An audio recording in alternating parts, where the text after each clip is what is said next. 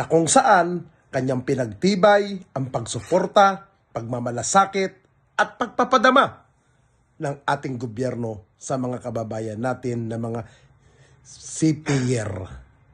It is vast, challenging, unpredictable, yet full of opportunities. And as we welcome a brand new year, we set anchor on a long-awaited shore.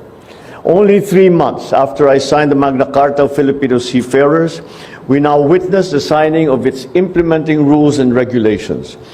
This reinforces our commitment to ensuring the welfare of our seafarers. Isang mapagpalang araw po sa atin mga kababayan. Ngayon pong January 8, alam niyo po ba napakaganda ng ginawa ni Pangulong Marcos? Pagpapakita, pagpapatunay na kung gaano kahalaga sa kanya ang mga marino o yung mga kababayan natin na nagtatrabaho sa ibayong dagat, lalo na sa karagatan, na kung saan kanyang pinagtibay ang pagsuporta, pagmamalasakit at pagpapadama ng ating gobyerno sa mga kababayan natin na mga seafarer o mga marino ba o mga something nagtatrabaho po sa mga barko na pumupunta sa ibayong dagat dahil tunay naman na malaki po ang nagagampanan sa lipunan dahil isa po kayo sa bumubuhay sa ekonomiya ng ating bansang Pilipinas. Kaya nga po, napakaswerte natin na meron tayong isang Pangulo na may magmamalasakit, pagmamahal sa mga kababayan natin. Alam nyo, ako'y nasasaktan na kung saan may mga ilan tayong kababayan na tila na hindi nakikita ang magandang gawa ni Pangulong Marcos. Na puro paninira, puro negatibo ang ginagawa. Pero, by the way, ako naman, naniniwala ako na walang panahon ang ating Pangulo dyan. Dahil mas inuuna niya ang kapakanan ng mga nakakarami at pinapakita niya na may malasakit ang Marcos administration para sa ating mga kababayan.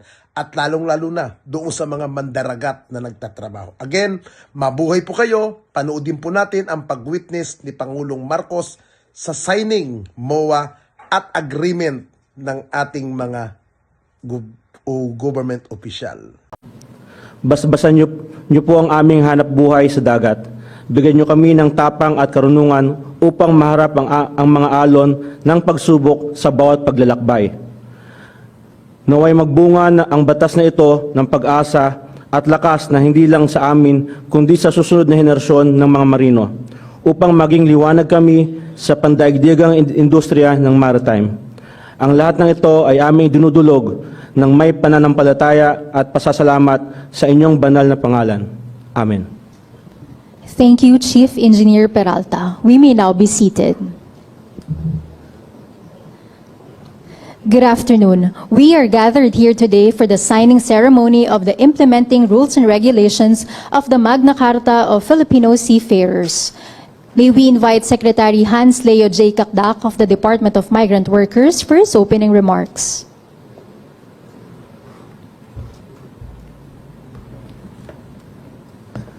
Magandang hapon po sa ating lahat. Today marks a historic milestone for our maritime industry with the signing of the Implementing Rules and Regulations, the IRR, of the Magna Carta of Filipino Seafarers. This occasion is not merely a procedural step. It is a testament to our collective commitment to uplift, protect, and empower the lifeblood of global shipping, our Filipino seafarers. We are deeply grateful to His Excellency, President Ferdinand R. Marcos Jr., for his unwavering support for our seafarers as the embodiment of the resilience, hope, and forward movement of our bagong Pilipinas, and for leading the way to ensure that every seafarer's voyage is safer, fairer, and more dignified. We would also like to express our continuing deepest gratitude to Speaker Martin Romualdez, Senate President Francis Chis Escudero, the chairs of the Senate and House Committees on Overseas Filipino Workers, the members of Congress for their dynamic and determined legislative stewardship. Our gratitude to Secretary Laguesma, Secretary Bautista, and Secretary Herbosa, whose unwavering support and guidance have been instrumental in advancing the development of the IRR.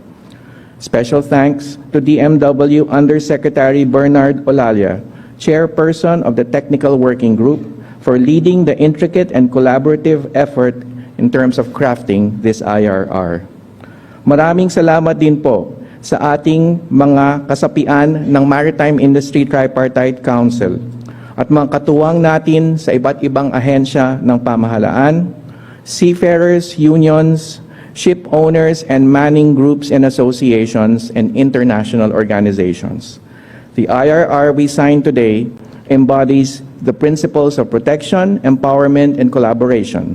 It is designed to strengthen the rights, welfare, and dignity of our Filipino seafarers who traverse the seas of the world.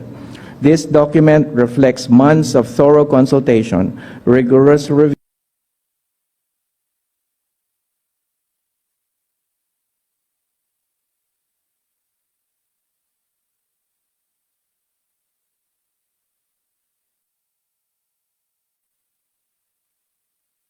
and sincere dialogue among all stakeholders and social partners, ensuring that every provision serves the interests of our seafarers and their families. This process encapsulates the essence of the principles of tripartism. Special mention to our dear IRR Committee Vice Chair, Marina Administrator Sonia Malaluan for the partnership, patience, and technical support. And finally, for our seafarers, this IRR is for you. It is our covenant to protect your rights and empower your aspirations. It is a promise that your government stands with you in every step of your journey. It reflects our collective vision for a maritime workforce that is secure, respected, and ready to face the challenges of a dynamic global maritime sector. And to our social partners and stakeholders, this milestone is a call for sustained collaboration as we move forward in fully implementing this landmark legislation. Together, let us turn these regulations into meaningful action and real change. Ang yaman, kami, Apo, maraming salamat sa inyong lahat. Mabuhay ang mga marinong Pilipino. Thank you, Secretary Kakdak. And now, may we call on the Administrator of the Maritime Industry Authority to provide an overview of the implementing rules and regulations of the Magna Carta of Filipino Seafarers. Your Excellency, President Ferdinand Marcos Jr., ladies and gentlemen, good afternoon. This ceremonial signing of the Implementing Rules and Regulations of Republic Act 12021, or the Magna Carta of Filipino Seafarers, marks a significant milestone as we begin the implementation of the President's vision to elevate the standards of protection, welfare, and empowerment of the men and women who have long been the lifeblood of global shipping. They have consistently demonstrated their excellence and resilience, making up a significant portion of the world's maritime workforce. It is high time that we establish robust legal safeguards to uphold their rights and address the evolving challenges that they face. Today, we celebrate not just a legislative accomplishment, but a concrete expression of our nation's gratitude and commitment to our Filipino seafarers. This IRR provides a comprehensive framework to operationalize the principle enshrined in the Magna Carta. The final version contains 22 rules, and please allow me to highlight its key provisions under 4 major objectives. First, strengthening seafarers' rights and welfare. At its core, the IRR guarantees safe and comfortable working conditions for Filipino seafarers. It mandates fair compensation, access to information, medical care, and grievance mechanism to protect their dignity and well-being both on board and on shore. Second, promoting equality and inclusion. The IRR emphasizes gender equality and ensures protection against discrimination, harassment, and bullying. It also lays out measures to foster inclusivity and provide equal opportunities for all seafarers. Third, advancing maritime education and training. Quality maritime education and training are vital to maintaining the competitiveness of the Filipino seafarers in the global market. The IRR further strengthens Marina as the single maritime administration with jurisdiction over maritime education, both for overseas and domestic seafarers. And lastly, ensuring accountability. The IRR establishes clear guidelines for ship owners, manning agencies, and other stakeholders, holding them accountable to the welfare of seafarers. It also introduces a mechanism to prevent abandonment, address ambulance chasing, and ensure timely repatriation and compensation in cases of disputes.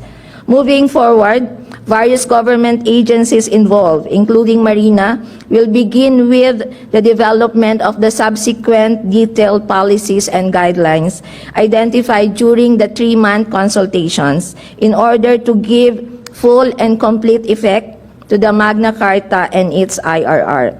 I would like to echo the statement of our IRR Chair, Honorable Secretary Kaktak, that this IRR is not just a legal document. It is a promise to protect our seafarers from exploitation, a promise to provide them with opportunities for growth, a promise to secure their rightful place as key contributors of the maritime industry.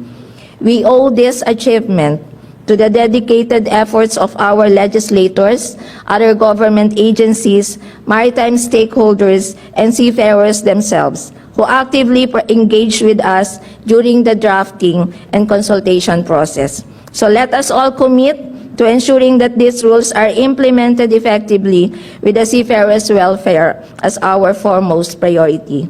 With the signing and publication of the IRR, let us celebrate not just the progress we have achieved, but also the brighter future we envision for the Filipino seafarers and their families. Together, let us sail toward a more inclusive, resilient, and stronger maritime nation as we pursue the aspirations of a bagong Pilipinas. Thank you so much, and mabuhay ang marinong Pilipino. Thank you, Administrator Malaluan. At this point, may we call on Secretary Hans Leo J. Kakdak of the Department of Migrant Workers and Administrator Sonia B. Malaluan of the Maritime Industry Authority as the principal signatories of the implementing rules and regulations to approach the signing table. The principal signatories may now sign the IRR document.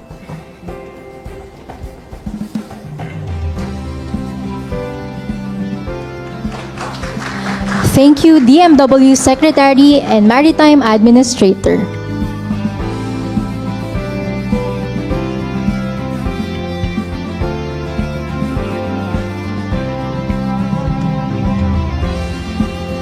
May we now invite the President in front for the presentation of the signed implementing rules and regulations of the Magna Carta of Filipino Seafarers.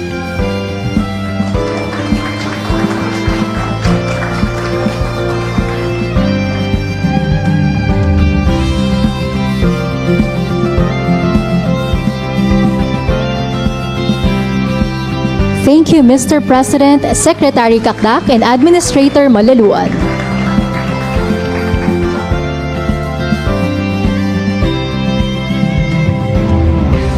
May we now invite Executive Secretary Lucas E. Bersamin to introduce our keynote speaker. Ladies and gentlemen, the President of the Republic of the Philippines, His Excellency Ferdinand R. Marcos Jr.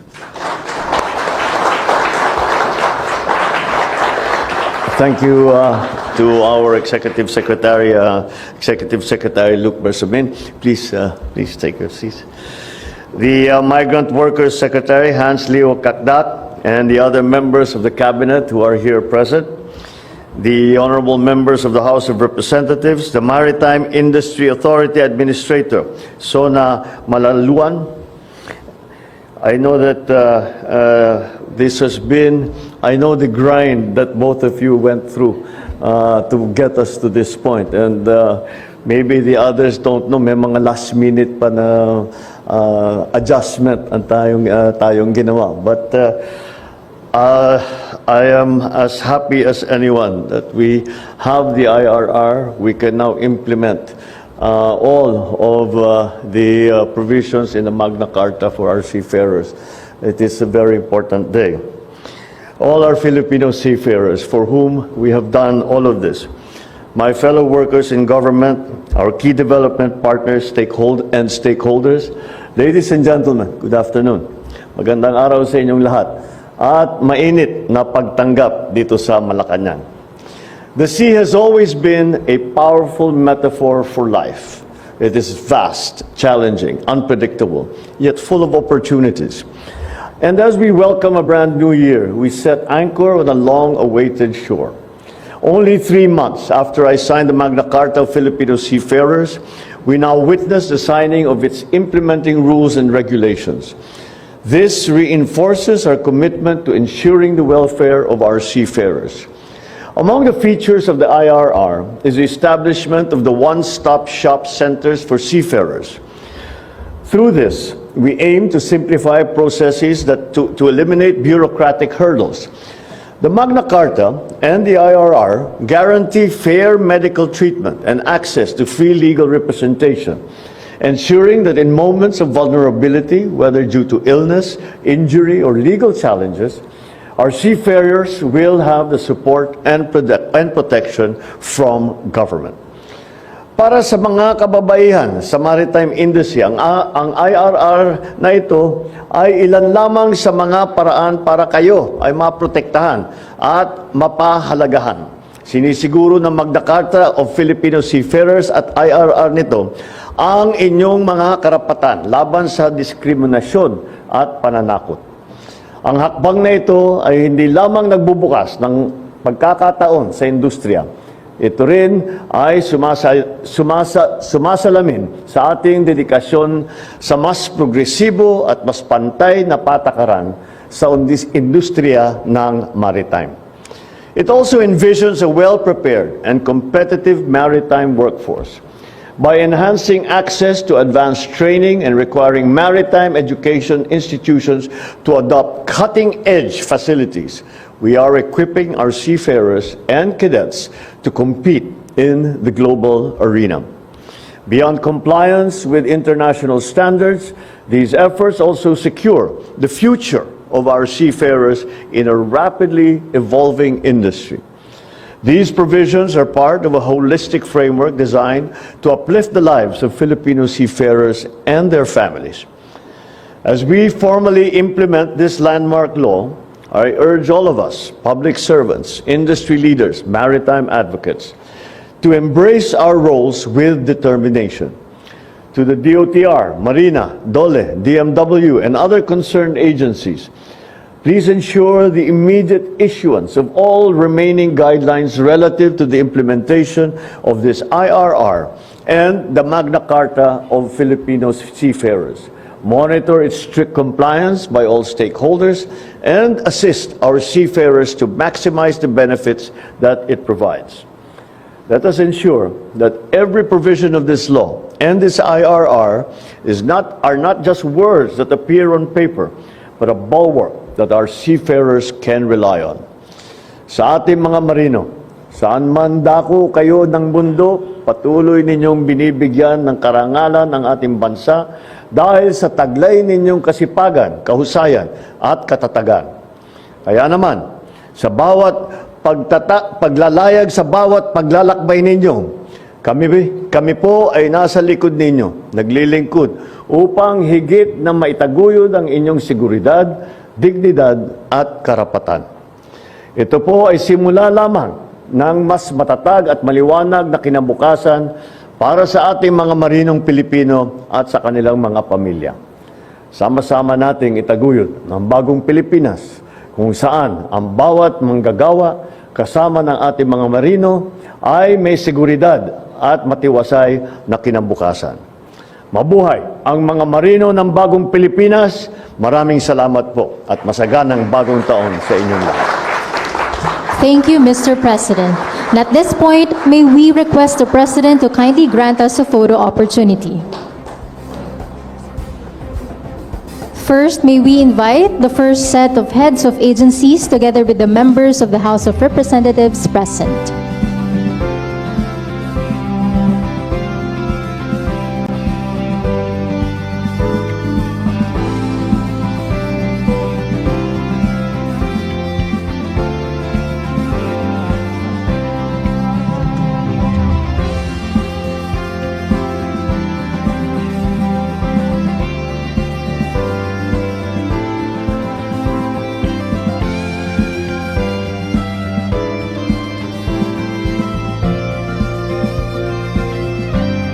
Thank you. And next, may we call on the second set of the heads of agencies.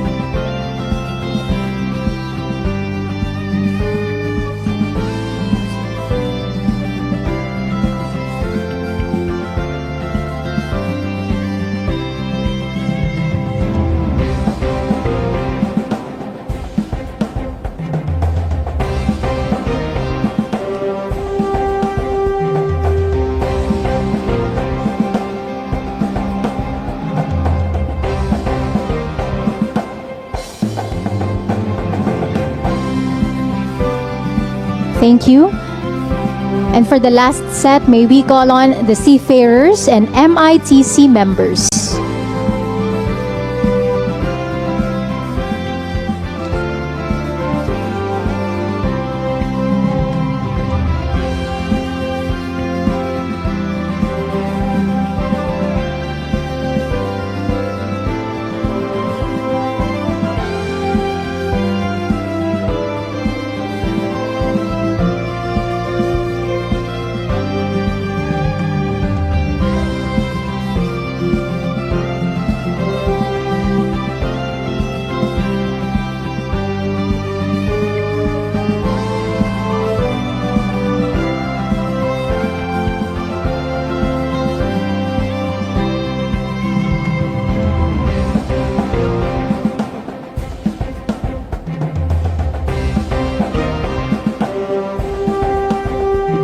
Thank you.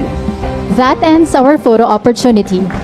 Thank you very much, Mr. President, for gracing us with your presence. We would like to extend our heartfelt gratitude to everyone here today, our honored guests, our hardworking staff, and all of you in the audience who took the time to witness this momentous occasion. Once again, ladies and gentlemen, the President of the Republic of the Philippines, His Excellency Ferdinand R. Marcos